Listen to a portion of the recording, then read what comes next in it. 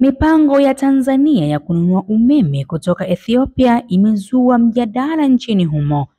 Hii ni Nje ya Box TV update, langu jina ni Christina Mbaruku. Tanzania ikiwa inazalisha umeme wa ziada inalazimika kununua umeme nje ya nchi maalum kwa ajili ya mikoa ya kaskazini. Lakini kwa nini Tanzania inanunua umeme huo na hautumii umeme wa ndani? Katika hotuba yake, Rais Samia Suluhu Hassan alisema serikali ipo katika mchakato wa kununua umeme kutoka nje ya nchi kama suluhisho la kudumu kwa changamoto ya kukatika kwa umeme mara kwa mara katika kanda ya kaskazini. Lakini serikali yetu itachukua hatua ya kununua umeme nje ya nchi maalum kwa ajili ya mikoa hii ya kaskazini ili umeme upatikane saa 24 muda wote bila kukatika, alisema Rais wa Tanzania Samia Suluhu Hassan. Upatikanaji wa umeme wa uhakika unachochea maendeleo ya nchi na wananchi kwa ujumla. Kauli hiyo ya Rais Samia iliibua mjadala na ukosoaji kwenye mitandao ya kijamii, wengi wakihoji kuhusu umuhimu wa bwawa la kufua umeme la Julius Nyerere lililojengwa kwa mabilioni ya shilingi, na hivyo kusababisha maofisa hao wa serikali kujitokeza kutoa ufafanuzi wa swala hilo. Umbali ni mrefu sana, njiani kuna ile voltage zinakuwa zinapotea, zinapungua. Paka zinapofika zinakuwa zimepungua kwa kiasi fulani. Kuna kitu kwenye nani huko Kiingereza wanaita voltage drop. Voltage drop inatokea kadri waya unavyokwenda umbali mrefu. Sasa kwa Tanzania umeme wetu mwingi sana unazalishwa upande wa kusini. Kusini kwa maana ukiangalia kaskazini kule umeme mwingi unatoka kusini mwa mikoa ile ya kule.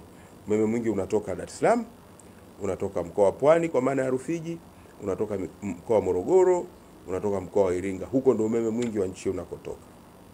Na hivyo kama mteja yuko Manyara kwa mfano, inabidi umeme huo usafiri kutoka mikoa hii ninayoisema uende mpaka Manyara, na ukiangalia inaenda mpaka kilomita 700 kwa baadhi ya maeneo. Kwa hiyo umeme unapofika pale voltage drop inakuwa imetokea njiani. Sasa kunapokuwa na voltage zimeshuka, kunakuwa na changamoto nyingine inayozaliwa. Changamoto hiyo ni upotevu wa umeme. Mahali popote ambapo voltage ziko chini umeme unapungua, unapotea.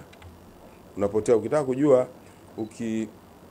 ukituma megawati 100 kutokea hapo ulipo utuma, kama ni Dar es Salaam au ni wapi, tuseme ni kutokea pale Chalinze, ukaachia megawati 100 zielekee Arusha au zielekee Manyara au Kilimanjaro, zitakazoenda kufika kule zitakuwa ni pungufu ya 100, zitapotea njiani. Sasa ili kutatua changamoto hiyo, jambo kubwa linalotakiwa kufanyika ni moja, kuweka chanzo cha kuzalisha umeme kwenye mikoa hiyo ya kaskazini. Kwa hiyo kuweka mtambo fulani wa kuzalisha umeme kule.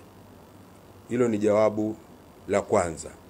Jawabu la pili ni kuingiza umeme kwenye mikoa hiyo kutokea mahali pengine, kutokea kwenye mfumo mwingine. Na kwa kesi yetu sisi tumepata umeme ambao tunataka kuuingiza kutokea kaskazini, na hasa kutokea Ethiopia. Makubaliano yetu tumefanya na nchi ya Ethiopia.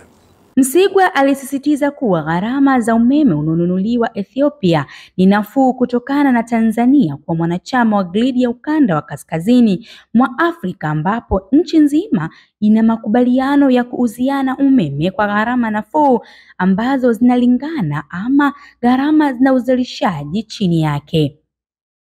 Hii ni Nje ya Box TV update, langu jina ni Christina Mbaruku. Usisahau kusubscribe, kulike na kushare ili wa kwanza kupata notification tunapoacha updates mbalimbali.